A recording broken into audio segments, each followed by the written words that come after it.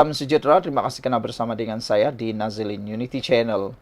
Kenapa ramai pemimpin PAS dan Perikatan Nasional kalah saman fitnah pemimpin DAP? Semalam Ketua Pesuruhjaya PAS Perak, Razman, memohon maaf secara terbuka tanpa rizab sama sekali, mengaku memfitnah Menteri Perumahan dan Kerajaan Tempatan Malaysia, Khor Ming, dalam kes kibar bendera.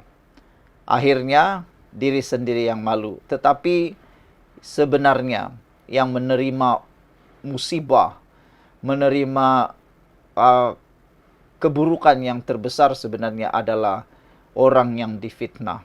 Bayangkan ada ratusan ribu mungkin orang yang sudah percaya dengan fitnah itu, dan mereka akan terus percaya dan terus percaya dengan fitnah tersebut. Sedangkan orang yang memfitnah itu hanya perlu memalukan diri sekali sahaja, mengaku memfitnah, minta maaf, dan selesai. Tapi masalahnya, berapa kali sudah pemimpin-pemimpin PAS, Perikatan Nasional, mohon maaf dan buat lagi. Fitnah, minta maaf, buat lagi, ulang lagi, ulang lagi, ulang lagi. Modus operandi pemimpin PAS untuk mendapatkan undi Melayu ialah dengan menakutkan orang Melayu terhadap DAP yang dikaitkan pula dengan Pakatan Harapan PH. Bagi menjayakan motif ini, banyak cerita rekaan dan naratif dongeng yang terpaksa direka dan disebarkan untuk menggocak emosi dan sentimen perkauman dan prasangka agama. Semakin sensasi cerita tersebut, semakin tajam dan dalam kesannya ke atas minda orang Melayu. Bagi mereka yang penting adalah undi. Soal salah atau tidak, soal dosa pahala, itu belakang cerita. Cerita politik dongeng ini pula hanya disebarkan di kalangan masyarakat Melayu, sama ada melalui kuliah di surau masjid, atau melalui ceramah politik atau usrah, atau melalui sembang kedai kopi, atau melalui media massa, media sosial. Cerita bohong dan fitnah ini disebar dalam bahasa Melayu dan diselang-seli dengan petikan hadis dan ayat Quran yang diolah mengikut selera politik mereka. Ada kalanya mereka juga mengambil kononnya kata-kata tokoh ulama yang tidak dapat dipastikan sumbernya. Tujuannya hanyalah untuk menimbulkan prasangka, kemarahan, kebencian, dan permusuhan ke atas DAP. Bila orang Melayu benci DAP, mereka akan menolak PH dan mengundi parti mereka. Sifir politik yang mudah dan murah, hanya dengan air liur sahaja.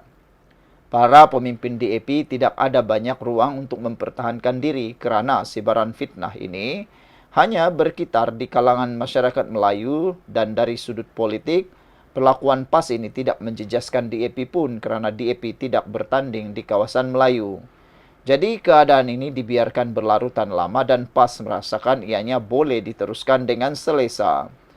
Sebaran cerita bohong dan fitnah tentang DAP memang mudah dan berkesan kerana ia menyentuh emosi dan sentimen orang Melayu. Bukan soal betul atau salah, yang penting reaksi dan sokongan politik dari cerita bohong dan fitnah itu memihak kepada mereka.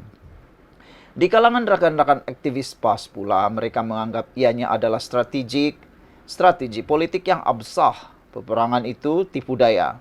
Mereka berdalil dengan sabda Nabi.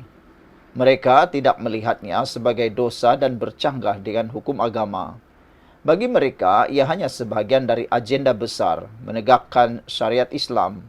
Walaupun ini pemikiran yang aneh, tetapi doktrin politik agama yang mereka pegang mengabsahkan begitu.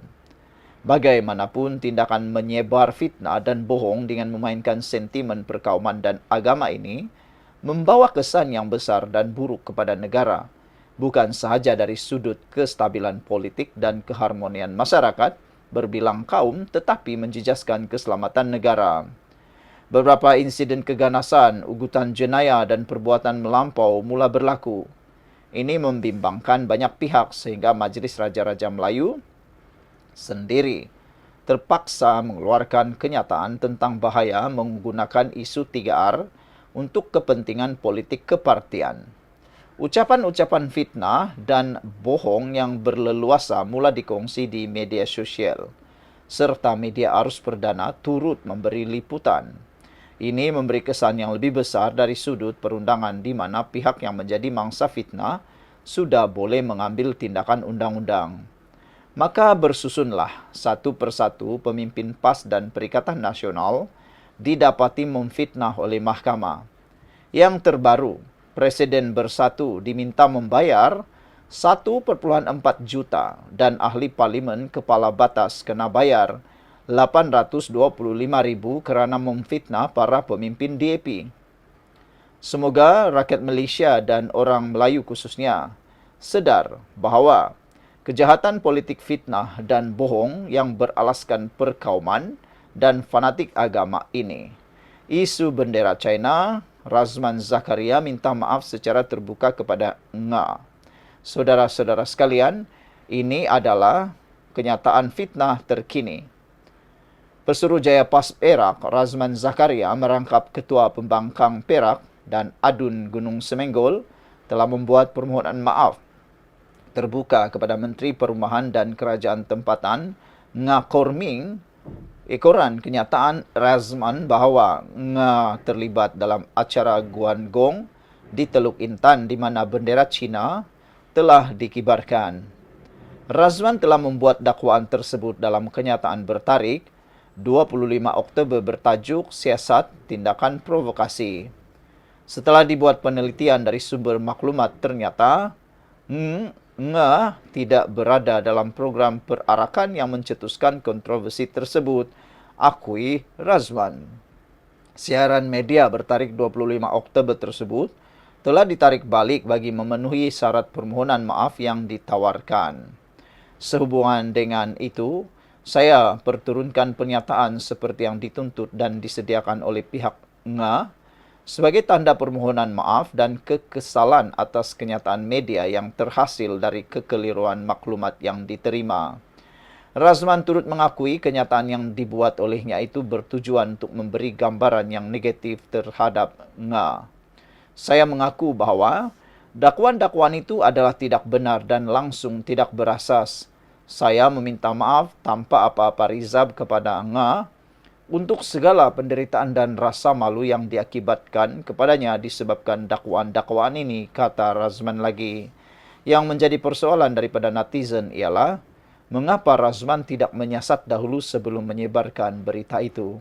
Apakah lebih mudah menyebarkan daripada menyiasat? Bukankah maklumat ada di hujung jari? Beliau patut mengesahkan terlebih dahulu sebelum menimbulkan berita yang memberikan penderitaan dan rasa malu kepada orang lain. Menjadi persoalan kita ialah apa yang jadi kalau Razman yang dapat fitnah seperti itu. Apa reaksi beliau? Kita jumpa lagi. Bye-bye.